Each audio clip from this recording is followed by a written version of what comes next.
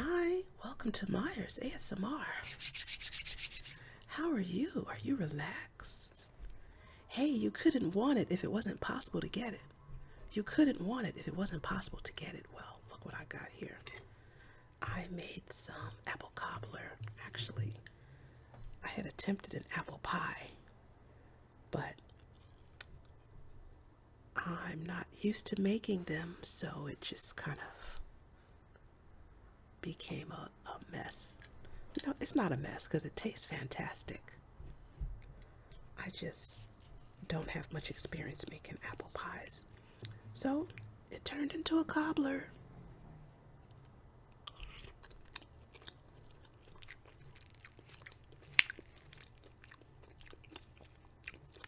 So freaking good.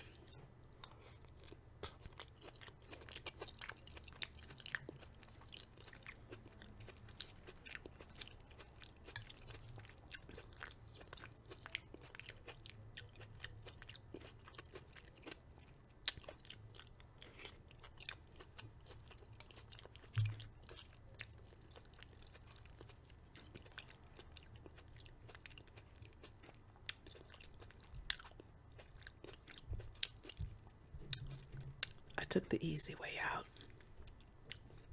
and bought 2 frozen pie crusts.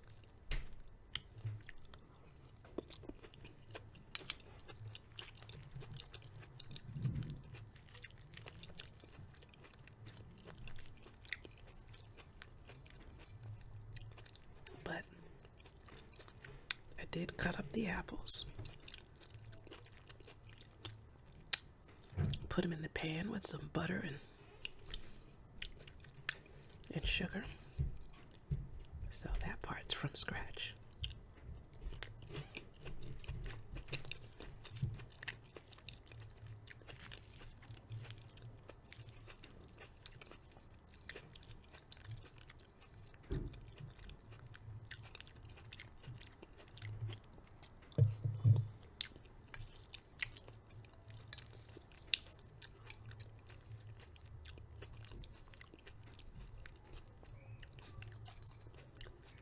Don't you love some crust?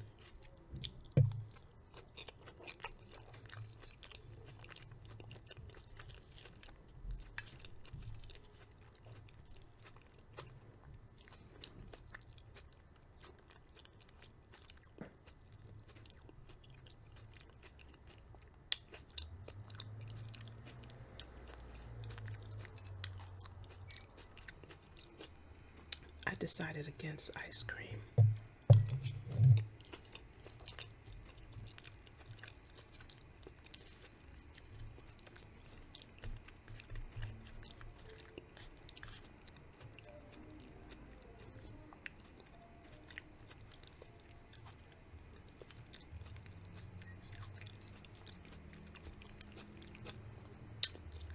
I didn't even peel the apples.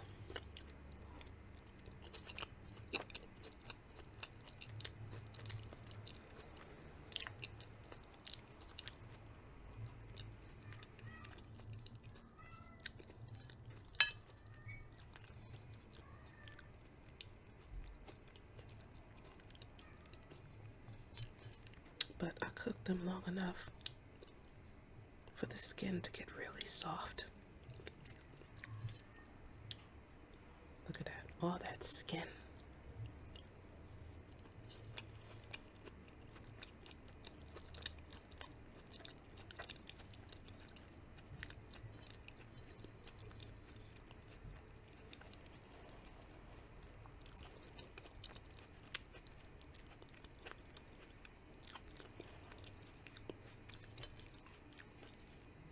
It's easy to eat because I let them get really, really soft in the skillet.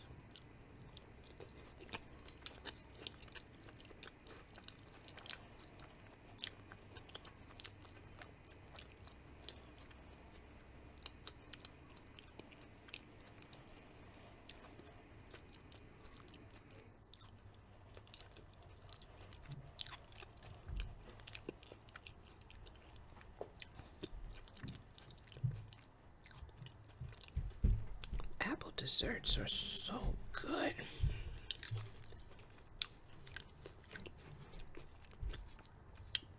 Especially with a squeeze of lemon.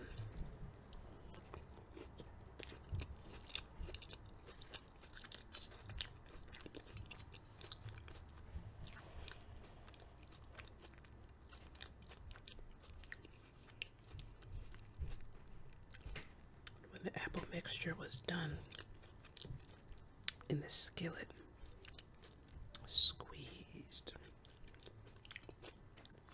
squeezed half a lemon. Yeah, nice and tangy.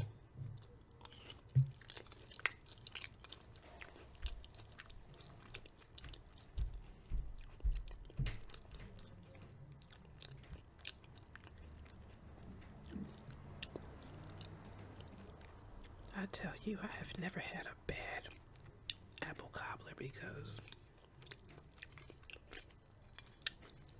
it's just too easy to, it's almost impossible to mess it up, honestly.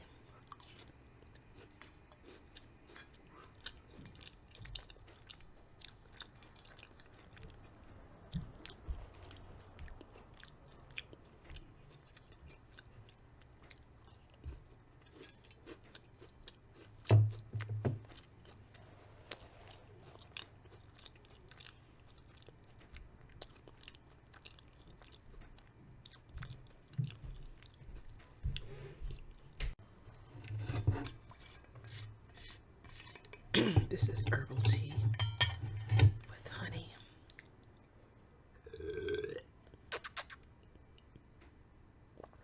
This container keeps things hot for hours. I don't even know the name brand. It's nothing written on it.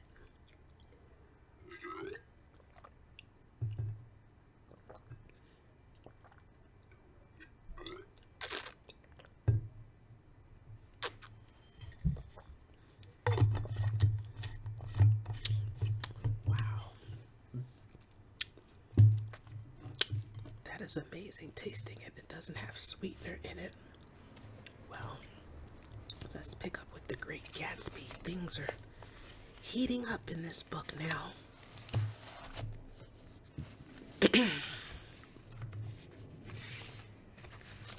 Come here and let's have your name. Look out now. I want to get his name. Some words of this conversation must have reached Wilson swaying in the office door, for suddenly a new theme found voice among his gasping cries. You don't have to tell me what kind of car it was. I know what kind of car it was. Watching Tom, I saw the wad of muscle back of his shoulder tighten under his coat. He walked quickly over to Wilson and, standing in front of him, seized him firmly by the upper arms. You've got to pull yourself together, he said with soothing gruffness. Wilson's eyes fell upon Tom. He started up on his tiptoes and then would have collapsed to his knees had not Tom held him upright. Listen, said Tom, shaking him a little. I just got here a minute ago from New York. I was bringing you that coupe we've been talking about. That yellow car I was driving this afternoon wasn't mine, do you hear? I haven't seen it all afternoon. Only the Negro and I were near enough to hear what he said, but the policeman caught something in the tone and looked over with truculent eyes. What's all that? He demanded. I'm a friend of his. Tom turned his head but kept his hands firm on Wilson's body. He says he knows the car that did it. It was a yellow car. Some dim impulse moved the policeman to look suspiciously at Tom. And what color's your car? It's a blue car, a coupe. We've come straight from New York, I said. Someone who had been driving a little behind us confirmed this, and the policeman turned away. Now, if you'll let me have that name again correct. office, picking up Wilson like a doll. Tom carried him into the office, set him down in a chair, and came back. "If somebody'll come here and sit with him," he snapped authoritatively. He watched while the two men standing closest glanced at each other and went unwillingly into the room. Then Tom shut the door on them and came down the single step, his eyes avoiding the table. As he passed close to me, he whispered, "Let's get out." Self-consciously, with his authoritative arms breaking the way, we pushed through the still gathering crowd, passing a hurried doctor, case in hand, who had been sent for in wild hope half an hour ago. Tom drove slowly until we were beyond the bend. Then his foot came down hard and the coupe raced along through the night. In a little while, I heard a low, husky sob and saw that the tears were overflowing down his face. "The goddamn coward," he whimpered. "He didn't even stop his car." The Buchanan's house floated suddenly toward us through the dark, rustling trees. Tom stopped beside the porch and looked up at the second floor, where two windows bloomed with light among the vines. "Daisy's home," he said. As we got out of the car, he glanced at me and frowned slightly. "I ought to have dropped you in West Egg, Nick. There's nothing we can do tonight." A change had come over him, and he spoke gravely and with decision. As we walked across the moonlit gravel to the porch, he disposed of the situation in a few brisk phrases. "I'll telephone for a taxi to take you home, and while you're waiting, you and Jordan better go in the kitchen and have them get you some supper, if you want any." He opened the door. "Come in."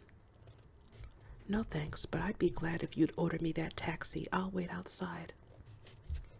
Jordan put her hand on my arm. "Won't you come in, Nick?" "No thanks." I was feeling a little sick, and I wanted to be alone. But Jordan lingered for a minute more. "It's only 9:30, she said. "I'd be damned if I go in.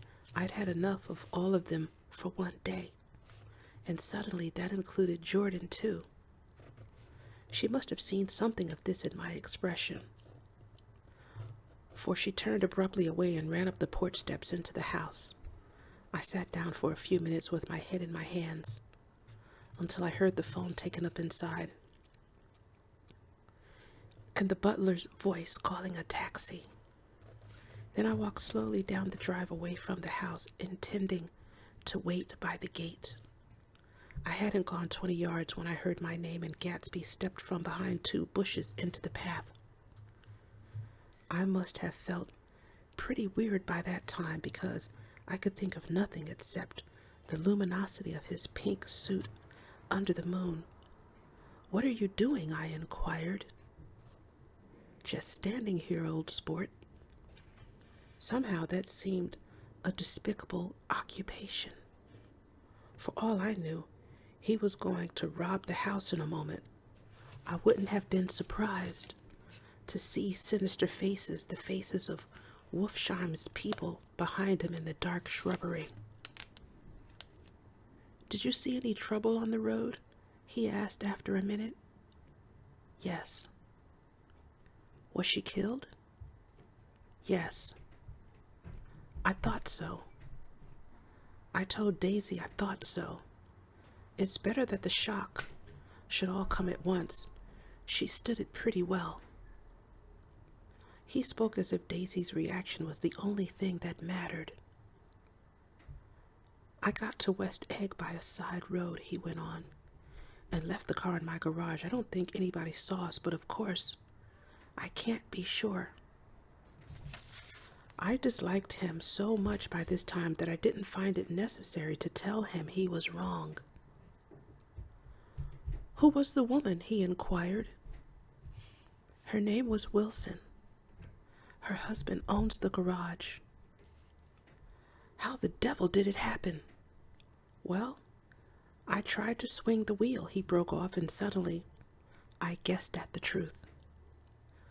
"Was Daisy driving?" Yes, he said after a moment. But of course, I'll say I was. You see, when we left New York, she was very nervous and she thought it would steady her to drive. And this woman rushed out at us just as we were passing a car coming the other way. It all happened in a minute, but it seemed to me that she wanted to speak to us, thought we were somebody she knew. Well, first Daisy turned away from the woman toward the other car, and then she lost her nerve and turned back. The second my hand reached the wheel, I felt the shock. It must have killed her instantly. It ripped her open. Don't tell me, old sport, he winced. Anyhow, Daisy stepped on it. I tried to make her stop, but she couldn't. So I pulled on the emergency brake. Then she fell over into my lap and I drove on. She'll be all right tomorrow, he said presently. I'm just going to wait here and see if he tries to bother her about that unpleasantness this afternoon. She's locked herself into her room, and if he tries any brutality, she's going to turn the light out and on again. He won't touch her, I said. He's not thinking about her. I don't trust him, old sport. How long are you going to wait? All night, if necessary. Anyhow, till they all go to bed. A new point of view occurred to me. Suppose Tom found out that Daisy had been driving. He might think he saw a connection in it. He might think anything. I looked at the house. There were 2 or 3 bright windows downstairs in the pink glow from Daisy's room on the 2nd floor. You wait here, I said. I'll see if there's any sign of a commotion. I walked back along the border of the lawn, traversed the gravel softly, and tiptoed up the veranda steps. The drawing room curtains were open, and I saw that the room was empty. Crossing the porch where we had dined that June night 3 months before, I came to a small rectangle of light, which I guessed was the pantry window. The blind was drawn, but I found a rift at the sill. Daisy and Tom were sitting opposite each other at the kitchen table with a plate of cold fried chicken between them and 2 bottles of ale. He was talking intently across the table at her, and in his earnestness, his hand had fallen upon and covered her own. Once in a while, she looked up at him and nodded in agreement. They weren't happy, and neither of them had touched the chicken or the ale, and yet they weren't unhappy either. There was an unmistakable air of natural intimacy about the picture, and anybody would have said that they were conspiring together. As I tiptoed from the porch, I heard my taxi feeling its way along the dark road toward the house. Gatsby was waiting where I had left him in the drive. Is it all quiet up there? He asked anxiously. Yes, it's all quiet. I hesitated.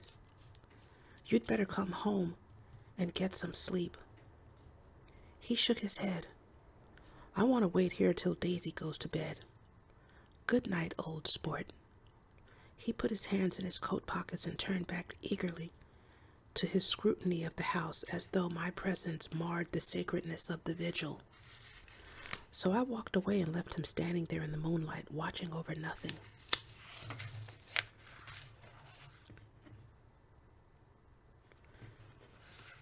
Chapter 8.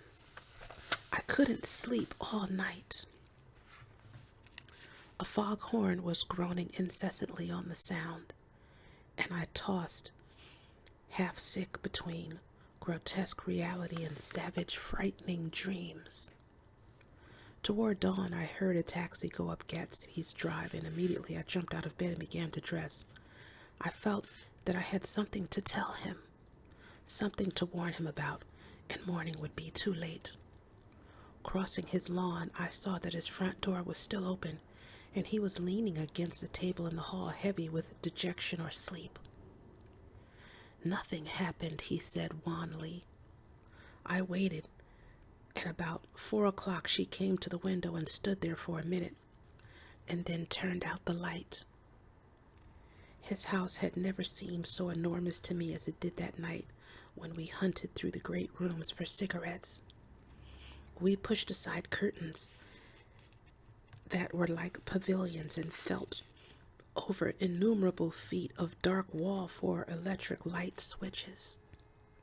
Once I tumbled with a sort of splash upon the keys of a ghostly piano. There was an inexplicable amount of dust everywhere, and the rooms were musty, as though they hadn't been aired for many days.